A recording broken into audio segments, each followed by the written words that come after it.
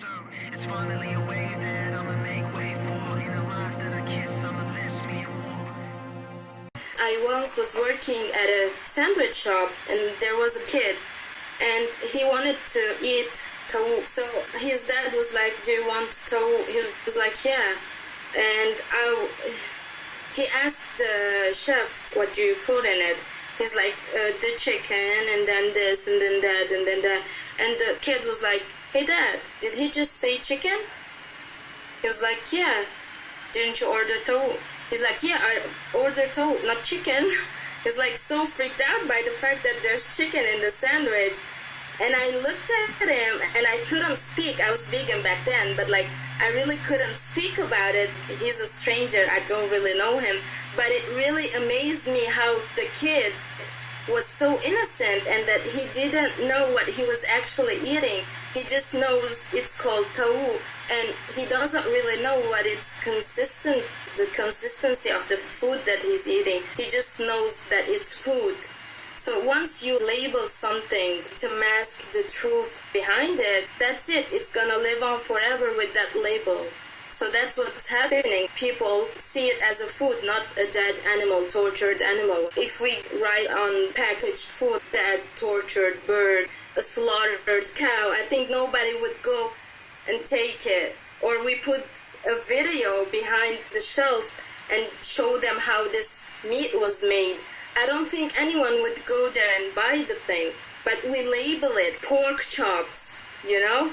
It's something that's really masking the truth. Or when we say hot dog should be called garbage. Because like it's basically garbage.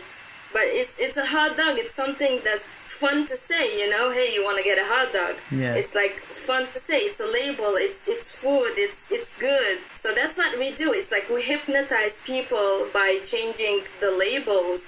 And I think this is a very smart move from the people who started this business. It's a really smart business. But unfortunately, a lot of animals are paying the price for it. It's not even comparable to the price we pay to buy it. They're dying for it, being tortured. I believe that every farmed animal dies a million times a day before actually being slaughtered. A dairy cow would literally want to die the second she starts that process of giving milk and standing up all day just to provide milk, then being pregnant at the same time, then having her baby taken away from her, and then continuing this process. And don't even get me started on free range. Oh my god, this is something that makes me so angry. Free range, yeah, it's not in a cage. They're up close to each other in a space. That doesn't make sense. Like, they are still being held against their wishes, and then at the end having the same fate as the other ones.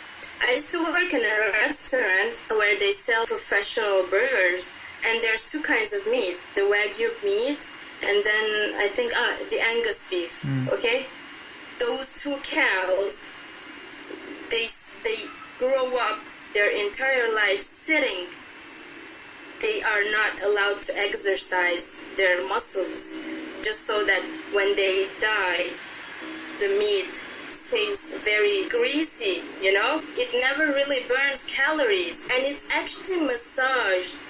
A cow is massaged so that all the muscles are relaxed while she's growing up.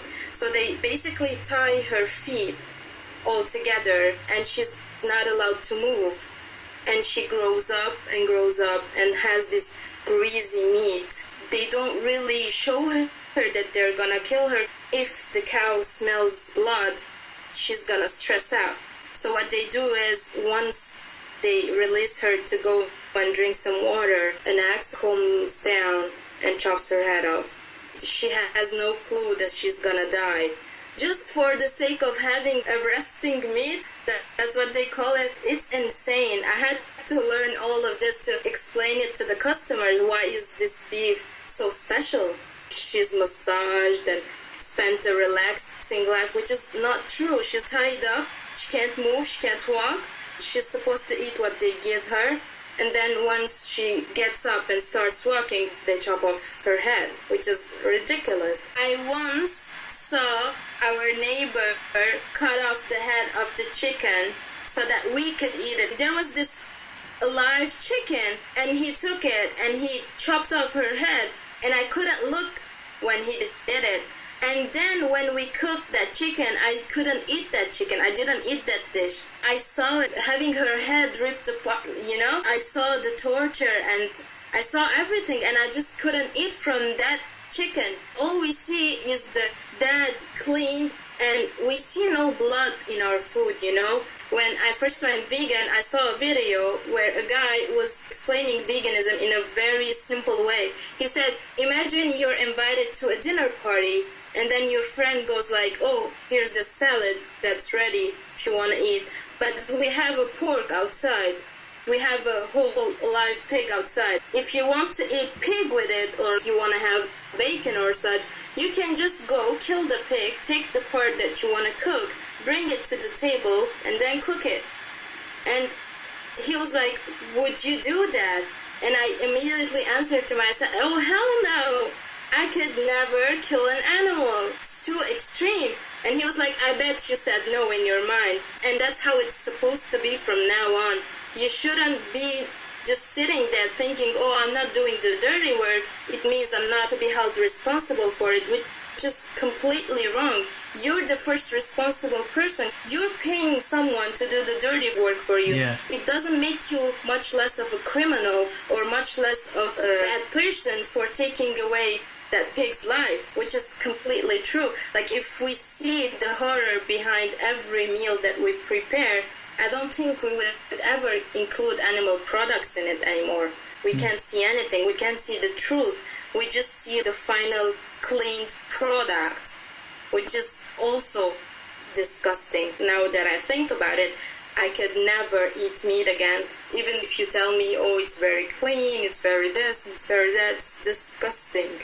60,000 people showed up to fight for climate justice. That's a lot of environmentalists. There are more environmentalists in this city, seemingly, than there are people that are non-racist. And nobody there gave a fuck about the true cause of environmental destruction.